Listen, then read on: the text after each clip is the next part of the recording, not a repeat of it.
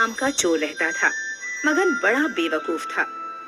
काफी हथियार लेकर रात को चोरी करने निकलता, लेकिन सुबह खाली हाथ वापस लौट आता। क्योंकि मगन बेवकूफ था, घर मालिक उसे बेवकूफ बनाकर घर भेज देते थे। पूर्णिमा की रात थी। रात के 12 बजे थे। मगन हाथ में हथियार लेकर चोरी करने निकला। एक बड़े घर के सामने आया और घर के पिछवाड़े आकर पिछली दीवार तोड़ने लगा। आवाज होने की वजह से बेडरूम में सोया सेठ जाग गया और समझ गया कि मगन आया है। लगता है मगन बेवकूफ चोरी करने आया है। इससे पहले कि घर की दीवार तोड़ दे, मुझे उसे रोकना होगा। सेठ घर के पिछवाड़े आया और उसने देखा मगन दीवार तोड़ रहा था। क्या रे मगन, क्या कर रहा है? चोरी करनी है, दीवार तोड़कर घर में घुसना है। अरे बेवकूफ, पूर्णिमा की रात कोई चोरी करने निकलता है क्या? चुप बैठ, मैं थोड़ा अलग टाइप का चोर हूँ। मैं कुछ भी कर सकता हूँ। बाकी चोर डरपोक होते हैं, उनसे मेरी तुलना ना कर, मुझे मेरा काम करने दे। मगन की बात सुनकर सेठ सोचने लगा, चलो अभी अपने जाल में फंस गया है। आखिरी चाल चलता हूँ और बेडरूम में जाकर सो जाता हूँ।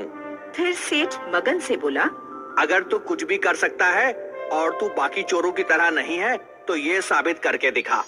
उसके लिए क्या करना होगा मुझे?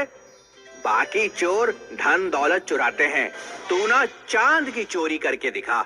सेठ की बात सुनकर मगन ने चांद की तरफ देखा और फिर सेठ से बोला, ओके, मंजूर है।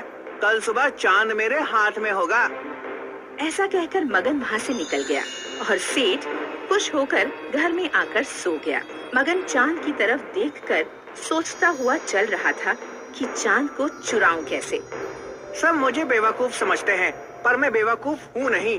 चांद चुराकर जब मैं अपनी अकल का सबूत दूंगा, तो सेठ की शक्ल देखने लायक होगी। तभी मगन को पेड़ की डाली पर एक चमगादड़ उल्टा लटका हुआ दिखा। चमगादड़ों के नाखून की पकड़ इतनी मजबूत होती है कि उन्हें ट्रक से खींचा जाए तो भी नहीं छूटती। चांद की चोरी में चमगादड़ भी भागीदार होंगे। मगन ने चमगादड़ को डाली से उतार लिया और अपने थैले में डाल दिया। फिर मगन गांव में आया और रास्ते में खड़े एक ट्रक को चुराकर ट्रक को एक मैदान में लाकर खड़ा कर दिया। फिर उसने थैले से चमगादड़ निकाला और एक लंबी रस्सी भी निकाली। रस्सी का एक सिरा उसने चमगादड़ के गले में अटका दिया और दूसरा सिरा ट्रक के पीछे बांध दिया और चमगादड़ को चांद की तरफ फेंक दिया। देखते देखते चमगादड़ आसमान चीरकर ऊपर उड़ा, तो उसके साथ साथ रस्सी भी उड़ने लगी। चमगादड़ उड़ता रहा और उड़ते उड़ते चांद को जाकर उल्टा लटक गया।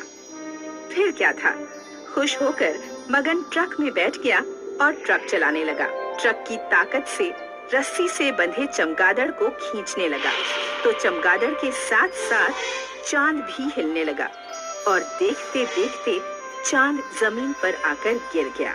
मगन झट से ट्रक से उतरा और उसने चांद उठा लिया। चांद को देखकर मगन काफी खुश था। चांद चोर चमगादड़, बहुत बहुत धन्यवाद। अब आप जा सकते हो। मगन ने चमगादड़ को रस्सी से मुक्त किया और उड़ा दिया। दूसरे दिन हाथ में चांद लेकर मगन सेठ के घर की तरफ निकला। मगन के हाथ में चांद देखकर लोग आश्चर्य जताने लगे। मगन ने सेठ को चांद दिखाया तो सेठ भी चकित होकर सोचने लगा, लंगूर के हाथ में अंगूर सुना था, पर लंगूर के हाथ में चांद। इस चांद की जगह लंगूर के हाथ में नहीं, मेरे हाथ में है। मैं इसे हथिया कर ही रहूंगा। फिर सेठ बोला, अरे वाह वाह मगन, तुम्हारी अकल और सूझबूझ की दाद देता हूँ।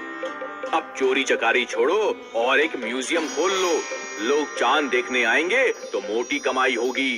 फिर क्या था, मगन ने म्यूजियम खोला और कांच की पेटी में चांद रख दिया। दूर दूर से लोग चांद देखने आने लगे और मगन की तगड़ी कमाई होने लगी। लेकिन ये ज्यादा दिन नहीं चला।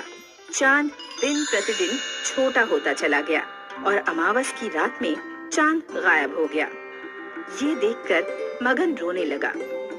हे भगवान, इतनी मेहनत से चांद चुराया, ये चांद तो गायब हो गया। मैं बर्बाद हो गया। मगन जोर जोर से रोने लगा। तभी सेठ वहाँ आए और बोले, बहुत बुरा हुआ मगन, तुम तो बर्बाद हो गए। अब क्या करोगे? आप ही बोलो क्या करूं? ये म्यूजियम मुझे बेच दो। हाँ खरीद लो, चांद चला गया, अब मैं इसका क्या करूंगा? खरीद लो। फिर सेठ ने चंद पैसे देकर म्यूजियम खरीद लिया और मगन चला गया। कुछ दिन बीत गए, अमावस का प्रभाव खत्म हुआ और पूर्णिमा आने लगी। धीरे धीरे चांद बढ़ने लगा और लोग फिर से चांद देखने आने लगे। इस प्रकार सेठ मोटी कमाई करने लगा और बेवकूफ मगन फिर से घरों के पिछवाड़े जाकर दीवार तोड़ने लगा।